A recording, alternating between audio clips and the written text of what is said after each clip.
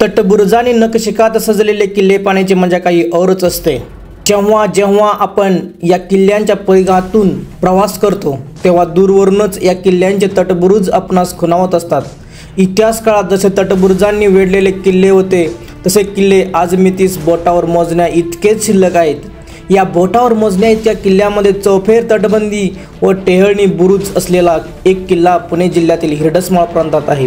भोरजवळ veranda घाट मार्गाकडे जाणाऱ्या रस्त्यावर लक्ष ठेवून असणारा व चौबाजूंनी तोरणा, राजगड, सिंहगड, पुरंदर, कमळगड, केंजळगड सारख्या महत्त्वपूर्ण किल्ल्यांनी वेढलेला हा किल्ला म्हणजे किल्ले रोहिडा होय।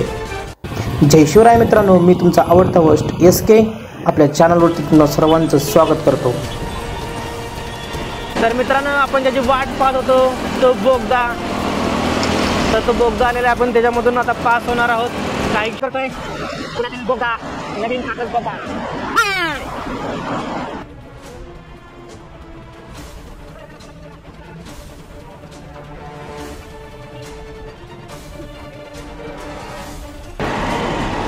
लावायचं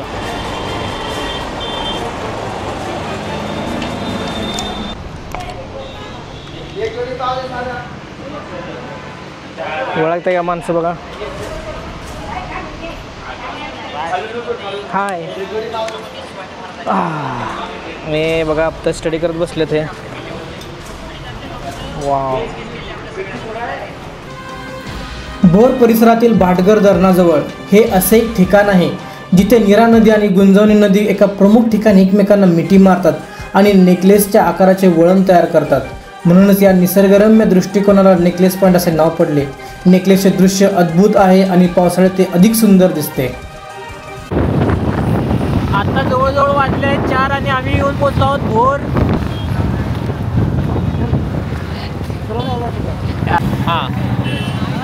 भोरमध्ये आल्यानंतर एक रस्ता महाडला जातोय आणि दुसरा रस्ता जातोय आपल्याला घेऊन तो रोहिड्याच्या दिशेने। रोहिडा किल्ल्यास भेट देण्यासाठी आपणास पुणे, भोर, खानापूर ते गडपायथ्याचे बाजारवाडी गाव असा प्रवास करावा लागतो। तर हे अंतर अंदाजे 70 किलोमीटर आहे आणि त्यास आपल्याला 2 तासाच्या आसपास वेळ लागतो। चल,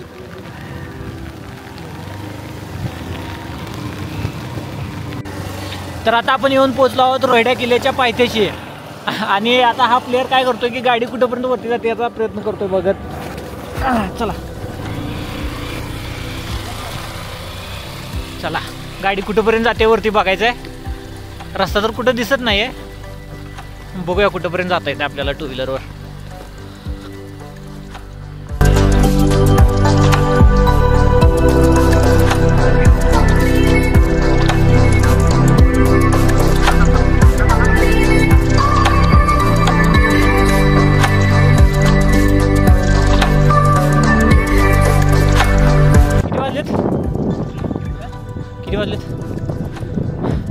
तर आता वाजलेत 4:30 आणि आपण ट्रेकला सुरुवात केलेली आहे। जस्ट संध्याकाळच्या 4:30 वाजता मी ट्रेकला सुरुवात केली आणि हा पहिला ट्रेक आहे। सगळ्यात लेट आम्ही स्टार्ट केले, पण आमची एनर्जी तेवढी आहे, इच्छाशक्ती प्रबळ आहे। आम्ही पाऊण तासात गड किल्ल्याच्या वरती पोहोचू। साधारणतः 1 ते 1.5 तास लागतात असं इथल्या गावकऱ्यांचं म्हणणं आहे। आता वरती जाताना आम्ही हेल्मेट सोबत घेऊन जाऊ शकत नाही, काहीतरी जुगाड करायला पाहिजे। एक काम करूया, आता आपण हेल्मेट इकडे कुठेतरी ठेवूया।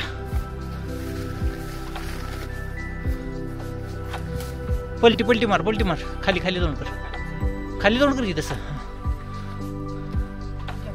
ओके, हेल्मेट इथं ठेवलंय, सहज दिसावं अशा हिशोबानेच ठेवलंय।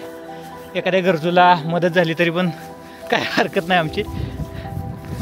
चलो, छत्रपती शिवाजी महाराज की महादेव। हा,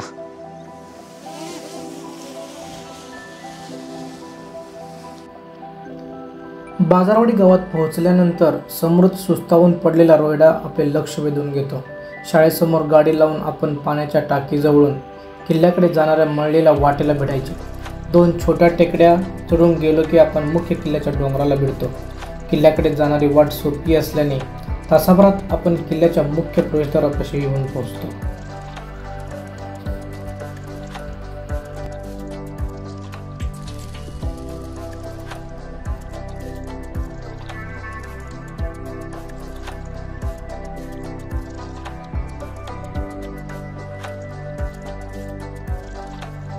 लवकरात लवकर माघारी यायचं आहे, तर त्यासाठी आपण थांबत वगैरे काय नाही आहे. पण तुम्ही नक्की एकदा येऊन भेट द्या या ठिकाणी आणि तिथं उभा राहा. फक्त असला एवढा मस्त तुम्हाला निसर्ग दिसेल ना, तुम्ही फक्त बघत आणि बघतच राहाल. आम्ही 4 वाजता ट्रेकला सुरुवात केली आणि मित्रांनो हा एक पॉईंट आहे, ज्या पॉईंटला ना दोन्ही साईडला दरी आहे आणि मध्ये तुम्ही जर थांबला तर तुम्हाला फुल असं वार लागेल, हे तुम्हाला पाठीमागं खेचतं आहे अक्षरशः. तर अधूनमधून आपल्याला ना बऱ्याच अशा निसरड्या वाटा लागतील, तर त्या वाटा आपल्याला पार करत चढाई करायची आहे.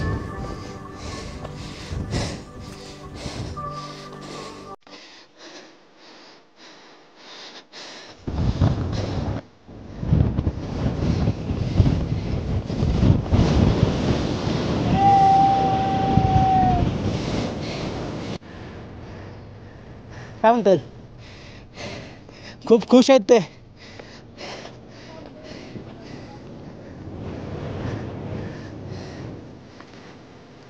आता आपण आलो आहोत गडाच्या मध्यभागी. आता इथे थोडंसं धुकं यायला सुरुवात झाली आहे, कारण जेव्हा आम्ही खालून बघत होतो तेव्हा पण इथं धुकं होतं.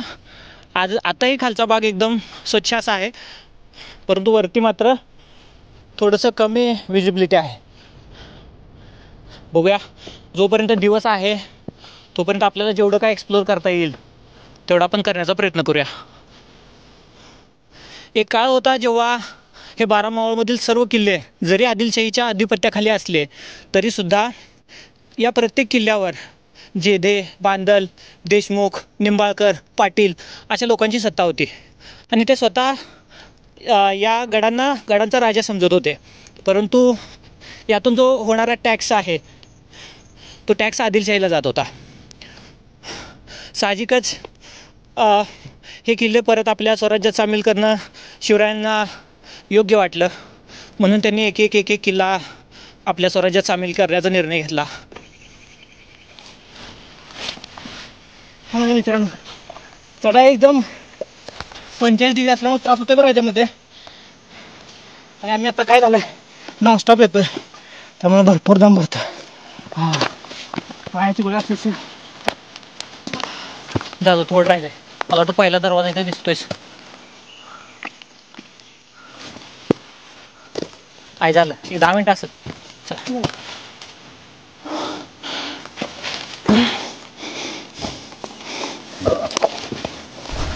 अतिशय एकदम खडी चढण आहे, उभी चढण दिसते इकडं. चला मित्रांनो, आता आपण जो येऊन पोचलोय ते आहे गणेश दरवाजा. तर याची जर तुम्ही बांधकाम वगैरे बघितले असेल तर हे पुरातन बांधकाम आहे आणि अजून पण सुस्थितीत आहे. तर ते वरती वगैरे तुम्ही पाहिलं थोडीशी झाडी वगैरे आलेली आहेत पावसामुळे. तर हा असा किल्ला आहे ज्यावरती छत्रपती शिवाजी महाराजांचे पावन स्पर्श झालेले आहेत आणि त्या किल्ल्याला आपल्याला एक्सप्लोअर करण्यासाठी भाग्य मिळालेलं आहे ते. तर ह्या किल्ल्याचा जर तुम्हाला इतिहास सांगायचा झाला असेल तर सर्वात महत्त्वाचं म्हणजे ज्यांनी पावनखिंड गाजवली असे बाजीप्रभू देशपांडे आणि आपले छत्रपती शिवाजी महाराज यांची पहिली भेट ही या रोहड्या किल्ल्यावरती झाली होती. हा वरून जो दिसणारा जो भाग आहे तो हा जो दरवाजा आहे त्याच्यावरून दिसतो भाग. आणि कदाचित त्या काळी इथं देवडा वगैरे असणार आहेत शत्रूवरती नजर ठेवण्यासाठी, जे आपले पहारेकरी वगैरे बसत असत. आणि तुम्ही इथून जर नजारा पाहिला तर तुम्हाला पुढं काहीही दिसणार नाही, फक्त दिसेल ते फक्त धुकं आणि धुकं आणि त्याच्यामध्ये हरवलेला हा गड आणि त्या गडावरती असलेले हे 2 मावळे फक्त. तर कृष्णाजी बांदल हे या रोहड्या किल्ल्याचे राजे होते आणि वीर बाजीप्रभू देशपांडे हे प्रधान होते. जेव्हा छत्रपती शिवाजी महाराजांनी एक खलिता पाठवला की रोहडा किल्ला हा आपल्या स्वराज्यात सामील करा, तेव्हा कृष्णाजी बांदल यांनी काय केलं की बाजीप्रभू देशपांडे यांना एक खलिता पाठवला आणि ताबडतोब गडावर बोलून घेतलं. मग गडावर त्यांची एक मीटिंग बसली जेव्हा मीटिंग बसली होती तेव्हा कृष्णाजी बांदल यांनी काय केलं की बाजीप्रभू देशपांडे यांना सांगितलं की छत्रपती शिवाजी महाराज म्हणतायत की हा रोहिडा किल्ला आपल्या स्वराज्यात सामील करून घ्या, अन्यथा आम्ही या गडावर चाल करून येऊ. बाजीप्रभूंना माहिती होतं छत्रपती शिवाजी महाराज हा रोहिडा किल्ला जिंकण्यासाठी नक्की येणार. बाजीप्रभूंनी अशी एक सल्ला दिला की जर तुम्ही उद्या येणार असाल तर आजच या. अशा प्रकारचा खलिता कृष्णाजी बांदल यांनी छत्रपती शिवाजी महाराजांना पाठवून दिला. आणि जेव्हा हा खलिता छत्रपती शिवाजी महाराजांना मिळाला तेव्हा त्यांची एक तिथं मीटिंग बसली होती. आणि त्यांनी जेव्हा सांगितलं कृष्णाजी बांदल यांच्याकडून आपल्याला निरोप असा आला आहे की जर तुम्ही उद्या येणार असाल तर आजच या. छत्रपती शिवाजी महाराज थोडा वेळ शांत बसले आणि म्हणाले की ठीक आहे, आपण त्यांच्या निर्णयाचा सन्मानच करू, आपण उद्या जाणार आहोत तर आपण आजच जाऊया. असे म्हणून त्यांनी त्याच दिवशी रोहिडा किल्ल्यावर हल्ला करण्याचे ठरवले. आणि रातोरात काही मावळे 50 मावळे असतील तेवढ्याच मावळ्यांनीशी हा गड त्यांनी जिंकून घेतला. जेव्हा आपण गणेश दरवाजा पार करून पुढे येतो त्यानंतर लगेच आपल्याला एक दुसरा दरवाजा पण दिसतोय. आणि त्या दुसऱ्या दरवाजाला लागून अजून एक पाण्याचं टाका आहे.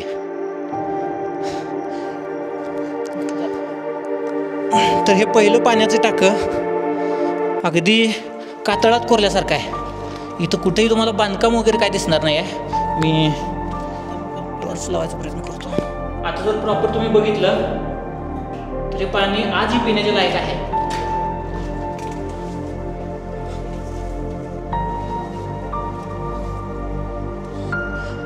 जेव्हा आपण गणेश दरवाजातून आत आल्यानंतर एक दुसरा दरवाजा लागतो आणि दुसरा दरवाजा पार केल्यानंतर येऊन पोचतो आपण ते फतेपूरचा गड.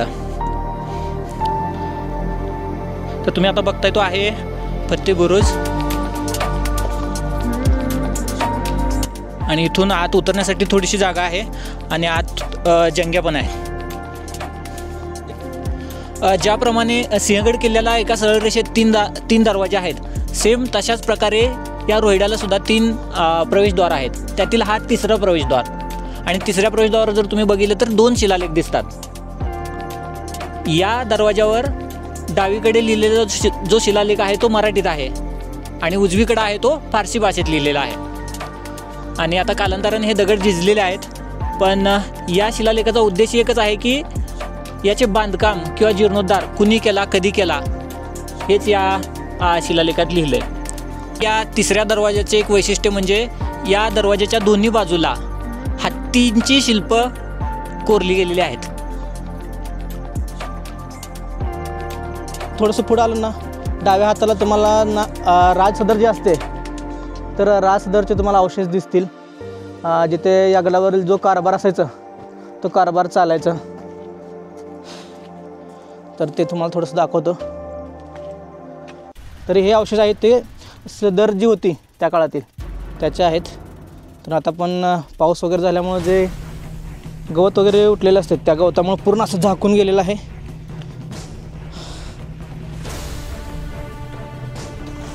या शिलालेखावरून निष्कर्ष निघतो की 1656 पर्यंत हा गड आदिलशाहीच्या ताब्यात होता. तसेच त्यानंतर कित्येक वर्षे मराठ्यांच्या ताब्यात असूनही हा शिलालेख तोडला किंवा काढला गेला नाही. विध्वंसक आणि न्यायवृत्तीतला फरक याच्या निमित्ताने पाहायला मिळतो.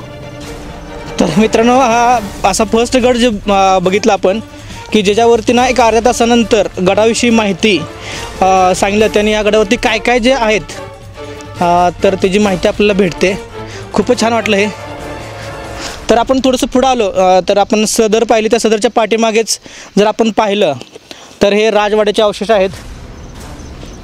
तर बऱ्यापैकी आपल्याला औषध पाहायला मिळते त्याच्यामध्ये. पण आता सध्या भरपूर ना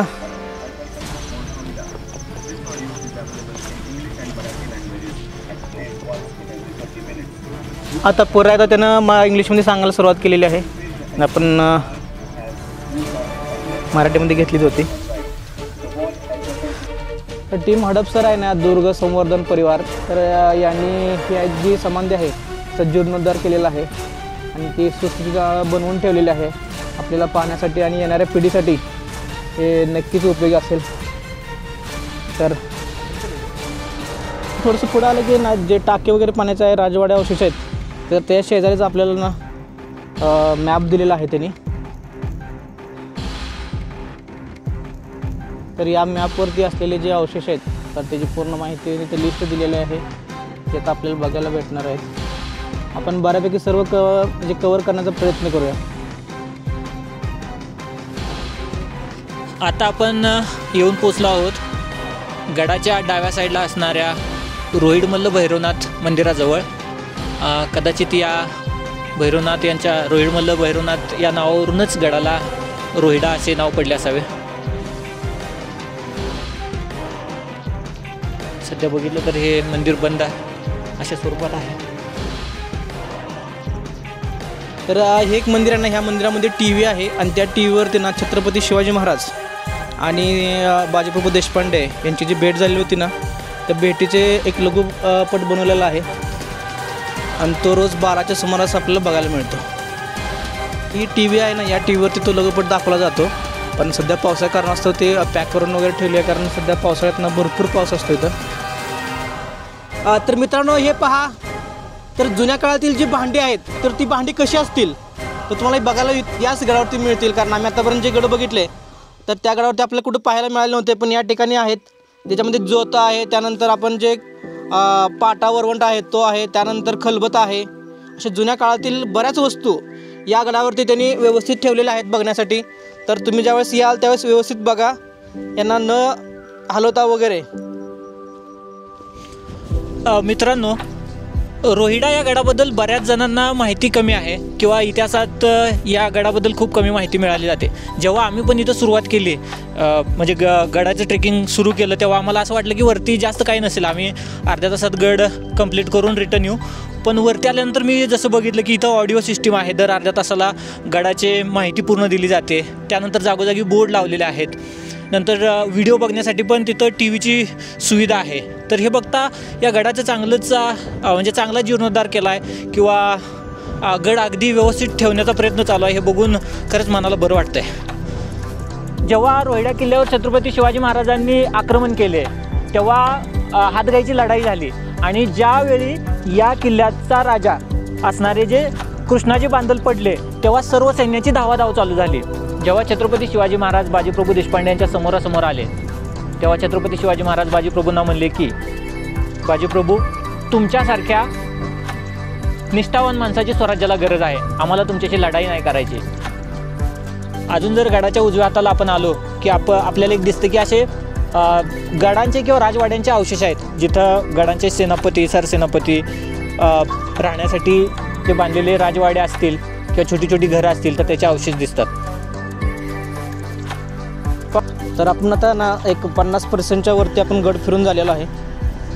अजून भरपूर आहे बघायला, पण आता सध्या काय आलं आहे तर ना भरपूर धुकं आहे असं, त्यामुळे काही दिसत नाही आहे. कारण आपलं यायचं टायमिंग ॲक्च्युली चुकलेलंच आहे, पण करायचं म्हणलं चला करूया, म्हणलं तर करूया चला. पण तुम्ही ज्यावेळेस येणार आहे रोहिडा बघायला तर बघण्यासाठी भरपूर आहे या गडावरती. पण तुम्ही ज्यावेळेस याल तर त्यावेळेस काय करा, फक्त लवकर या, लेट करू नका. कारण ज्यावेळेस तुम्ही लेट याल ना त्यावेळेस हे धुकं वगैरे असं साठलेलं असेल, धुकं दाटल्यामुळे ना तुम्हाला काही दिसणार नाही आहे. म्हणजे पुढं कुठं जायचा रस्ता वगैरे तुम्हाला दिसणार नाही. कारण जर आपण पुढं बघितलं तर आपल्याबरोबर जे पिके चालतं आहे तो एकदम आपल्या जवळच आहे. तो एक 10 फुटासो असेल, पण तरीसुद्धा दिसायला तो आपल्याला थोडासा ब्लर दिसतो आहे. म्हणजे तो ब्लर नाही आहे ॲक्च्युली, धुक्यामुळे तो दिसायचा कमीसा झालेला आपल्याला.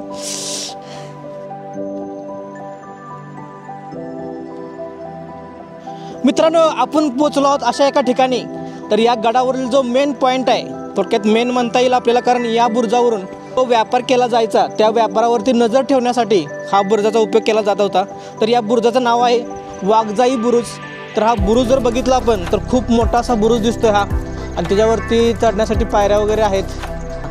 तर या ठिकाणी CCTV कॅमेरे पण इथं बसवलेले आहेत. तर प्रत्येक गडावरती याची सध्या गरजच आहे, कारण आपल्याला गडाचं पावित्र्य आपणच राखलं पाहिजे. तर हे पायऱ्या आहेत ज्या पायऱ्यावरून आपण बुरुजावरती चढतोय.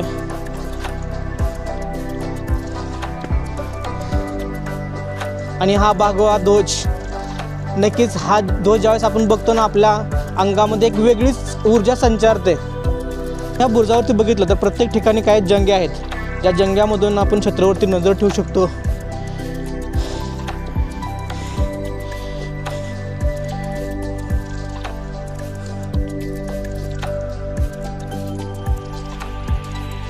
तर हे जर बघितले आपण, हे जे बुरुज बनवलं आहे त्या बुरुजावरती बघा किती मस्त असं त्यांनी म्हणजे दगडांची जी मांडणी केलेली आहे. तर या साईडला छोटंसं साईज केलेली आहे आणि ह्या साईडला मोठी साईज करत त्यांनी गोलाकार बनवलेला आहे.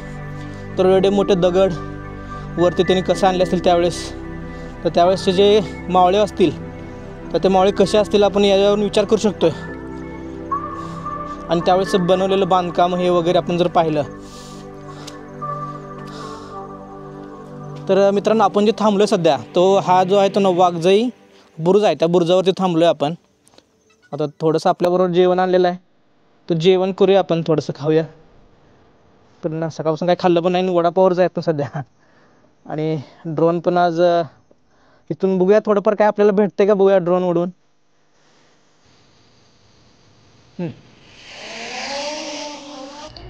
या किल्ल्याच्या इतिहासाबद्दल बोलायचे झाले तर बुरहान-ए मासीर या फारसी ग्रंथानुसार बुरहान निजामशाहीने जिंकून घेतलेल्या 58 किल्ल्यापैकी रोयडा हा एक किल्ला होता.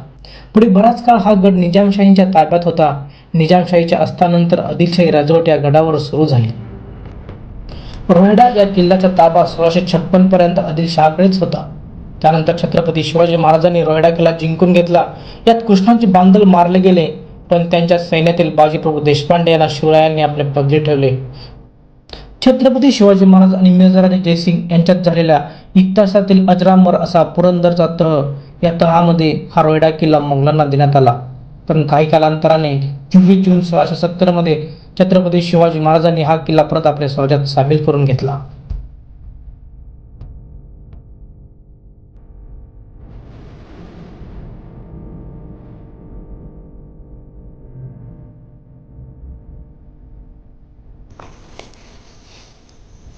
तर मित्रांनो, या जेवण करायला ज्यावेळेस तुम्ही गड एखादा सर करताना त्याच्यानंतर जे चटणी आणि चपाती किंवा चटणी आणि भाकर खाल्ली ना, एक नंबर लागते. हा आमचा आतापर्यंतचा अनुभव आहे. तर आता थोडंसं आपल्याला पिके याबद्दल बोलतील, थोडंसं या आजचा जो अनुभव आहे त्यावर थोडंसं बोलतील. आम्ही निघायचं ठरवलं होतं की दुपारी 1 वाजता आम्ही निघालो. पोचायला आम्हाला इथं 5 वाजले. ॲक्च्युली 2 तासाचा रस्ता आहे, बाकी 2 तासाचा रस्ता आहे, पण आम्हाला पोचायला जवळजवळ 5 वाजले. तरी आम्ही ठरलो एकदा पुढं आलं गड सर करायचं म्हणलं की परत पार्टी माघार घ्यायची नाही.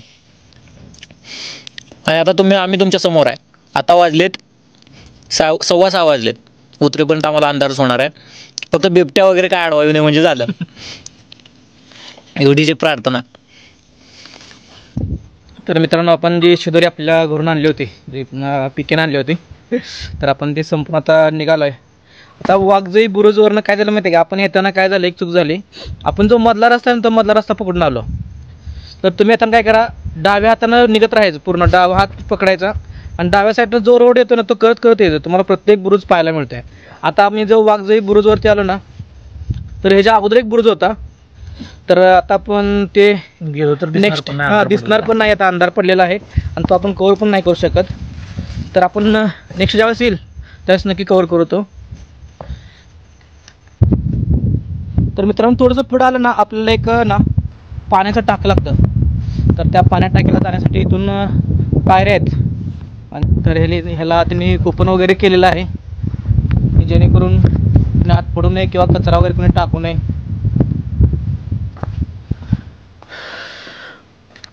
तरी आपल्या पाठीमागे बोर्ड वगैरे लावलेला आहे. आणि तुम्ही जर पाठीमागे बघितला तर हा चोर दरवाजा आहे. तर चोर दरवाजाचा उपयोग कशासाठी व्हायचा, त्यावेळेस गुप्तहेर शत्रूविषयी माहिती घेऊन गडावर परत येण्यासाठी या दरवाजांचा उपयोग करीत. हे दरवाजे बहुतेक वेळा कड्यावर दगडांच्या उडुशाला किंवा झाडाखाली लपवून बनवलेले असत, जेणेकरून बाहेरच्या शत्रूला त्यांचा पत्ता लागत नसे. तर मित्रांनो, आपण जर खालून जर पाहिलं याला तर बघा हे कसं दिसेल माहिती आहे का, हे तर ते तटबंदी असल्यासारखं दिसणार खालून बघितलं तर. कारण ह्या साईडला जर आपण बघितलं बघा, त्यांनी काय केलं, दरवाजा आहे ना ह्या भीतीच्या आतमध्ये ठेवला, असं आतमध्ये. तरी खालून जर बघितलं तर ते नजर काय होणार, सरळ ह्याच्यावरती पडणार आणि हे एक काय असेल दिसेल तटबंदी असल्यासारखं दिसणार ऑटोमॅटिकच. ओके, त्यामुळे जर खालून जर कोणी बघितलं तर त्यांना दिसणार नाही की बाबा हा चोर दरवाजा आहे. त्यामुळे इथून कोणी आक्रमण वगैरे करणारच नाही. या जो दरवाजा आहे त्याचा उपयोग जास्त करून कशासाठी जायचा, तर खालील खबरी असतील ते वरती आणण्यासाठी किंवा वरील जी खबर असेल तर ते खाली पोहोचवण्यासाठी. तर चाल आपण पुढील बुरुजाकडे, ज्याचं नाव आहे सर्जा बुरुज.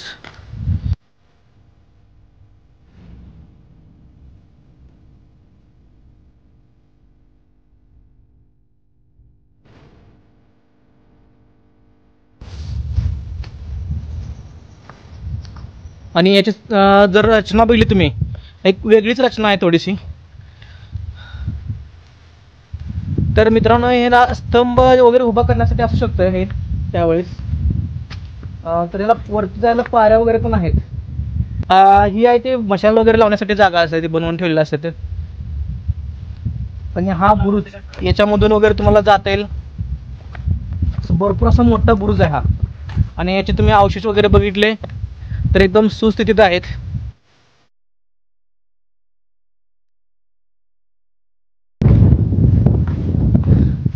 तर मित्रांनो, लांबून जर आपण पाहिला तर तो असा दिसतो बुरुज. याचं नाव आहे सर्जा बुरुज. तर आपण येऊन पोहोचलोय सुरुवातीच्या ठिकाणी, तिसऱ्या दरवाजाजवळ. आणि ह्या दरवाजाजवळ ना एकदम सुस्थितीत असलेला बुरुज आहे अजून एक. तर आपण बुरुजावरून पाहूया कसं दिसतं खालील नजारा.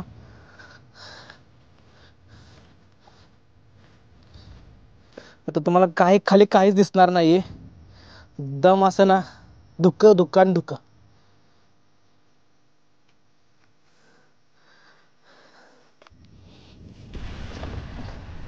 तर ज्यावेळेस आपण पहिल्यांदा येतो ना, उजव्या साईडला जर चालू झालं तर ते ना हनुमान मंदिर आहे. तर हनुमान मंदिराचं त्याने बांधकाम वगैरे व्यवस्थित केलेलं आहे, संवर्धन झालेलं आहे याचं. तर आतमध्ये छान अशी मूर्ती आहे बजरंग बलीची आपल्या.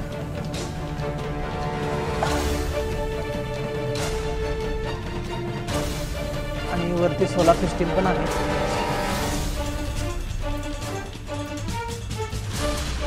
तर मित्रांनो, आपण ज्यावेळेस सुरुवात केली ना, तर सुरुवात आपण कुठून केली? या दरवाजातून केली. हा तिसरा दरवाजा आहे. इथून आले की पहिल्यांदा डाव्या बाजूला आपल्याला इथून सुरुवात करायची. डाव्या बाजून आपण काय करायचं, गड पाहायला सुरुवात करायची. प्रत्येक पॉईंट तुम्ही बघून व्यवस्थित बघू शकता. ज्यामध्ये बघण्यासाठी पण भरपूर आहे या गडावरती. पण बऱ्याच जणांपर्यंत हा गड नाही पोहोचला, म्हणून आपण तो प्रयत्न करतोय पोहोचवण्याची माहिती. तर तुम्ही सुरुवात केली की डाव्या बाजूनं कडेपर्यंत जावा. तुम्ही डाव्या बाजूनं गड जर म्हणजे सुरुवात केली चालायला गड, तर तुम्हाला प्रत्येक बुरुज वगैरे पाहत तुम्ही ना ह्या ठिकाणी याचाल तर तुम्हाला लास्ट जे मंदिर लागेल ते काय असेल, हनुमानाचं मंदिर लागेल. आणि हा तिसरा दरवाजा ज्या ठिकाणी आपण परत येतो. तर मित्रांनो, आपण लेट झालेलो, पण गडाचं वगैरे आपण बऱ्यापैकी पॉईंट कवर करून रिटर्न चाललो आहे. त्या पीकेनं आपल्याला शॉर्टकट रस्ता दाखवला, त्या रस्त्यावर चाललो आहे आपण. जिथून बोट वगैरे घसरते. उय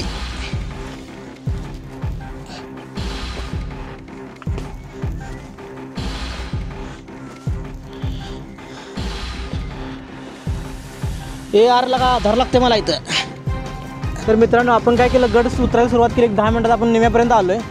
तर निम्यापर्यंत आल्यानंतर ना एकदम ना इथं धुकं जे आहे ना ते एकदम कमी कमी वाटायला आलं.